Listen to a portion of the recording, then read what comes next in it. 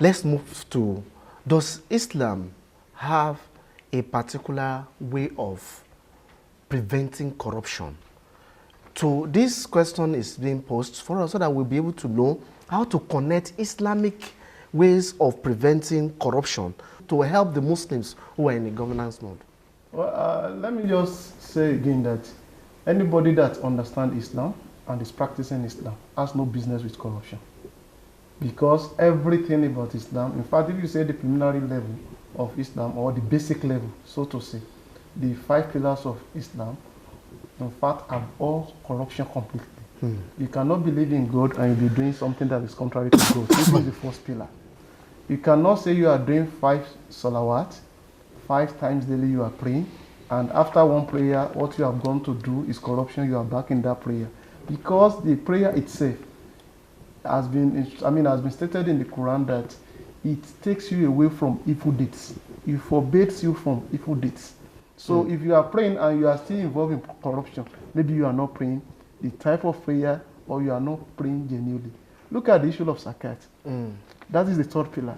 If you have zakat, then the social security will be enhanced. We're going to be talking about a lot of social enterprise that will make available. Zakat is going to make available what we call the social funds that people can use and make ends meet without even looking at government or taking riba or anything. And it will also eradicate poverty. Now look at the population of about 170 million people or 180 million people. Assuming half of them are Muslims, say around 80 million.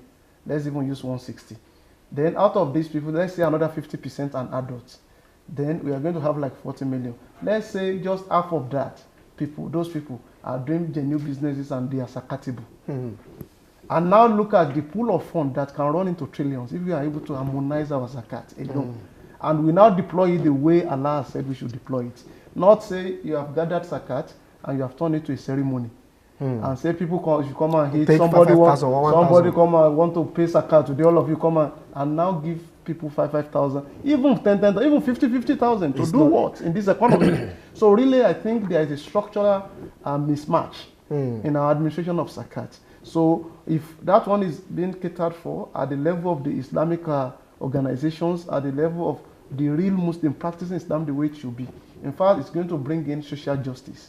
Then the issue of fasting too. If you can actually tighten up your bet and know that you are worshiping Allah and you are not going to do any evil thing, including all forms of corruption, within 30 days. I don't see your business going back after 30 days. So it will be a form of when you say, training. in fact, you can actually see the highest level, or let me say mid-level of corruption in Hajj. Now, I mean, what's your business in Hajj?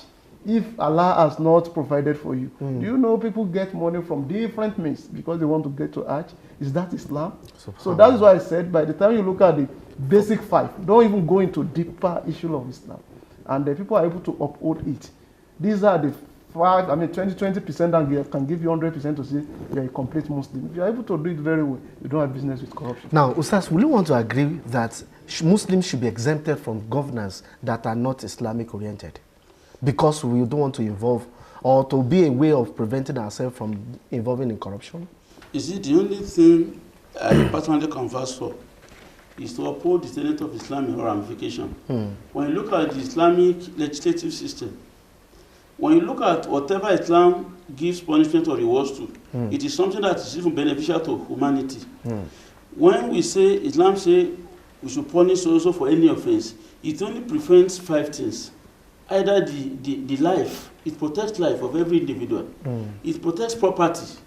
All this, it protects religion and some other things. And when we talk of a corrupt mind, it's because the subconscious of the man has not been addressed. And this is what Islam has already catered for. For instance, when you look at the principles of the 5 principles of religion, look at Aqidah, Ibadah, and Muamalat.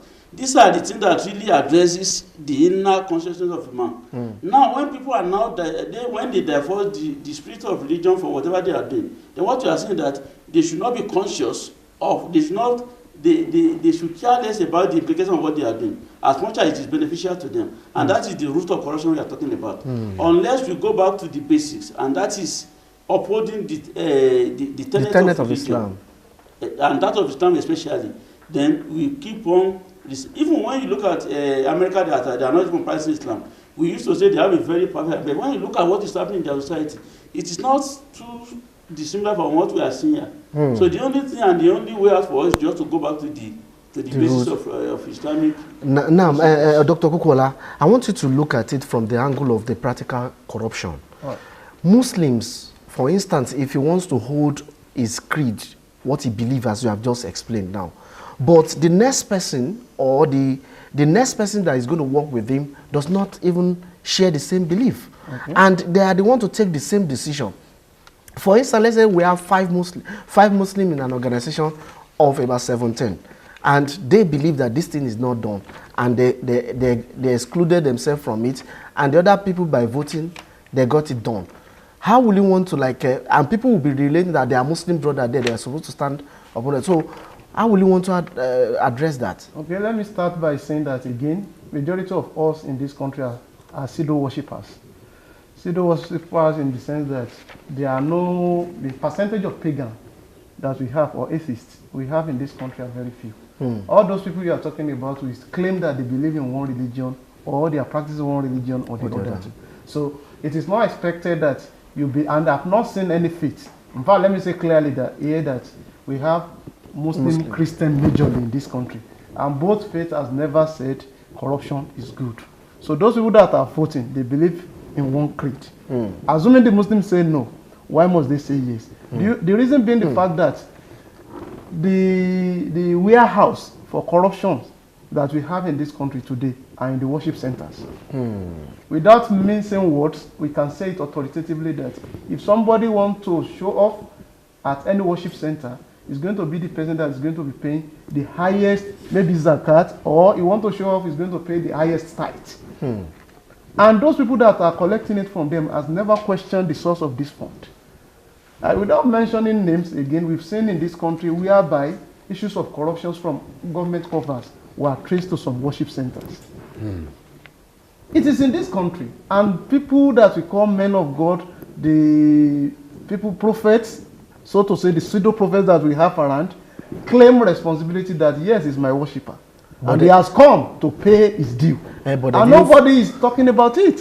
So really, I mean, if you are saying some set of people are voting in an office because they know there is a cover for them, and if those Muslims are not part of it, then it is not a business to them. After all, there is a warehouse waiting for them. But let's leave that. Muslims should begin to understand that part of their attribute of faith is destiny. MashaAllah. We are going to be where you're supposed to be if Allah ordained. If you have not been destined to be somewhere, you will not be there. In some other part of Europe, where I've been, majority of them does not even worship any god. But when it gets to the issue of corruption, you see them turning in their resignation. Because you resign because of corruption, many of them, if they resign on Friday, on Monday, there's another offer given to them based on their integrity.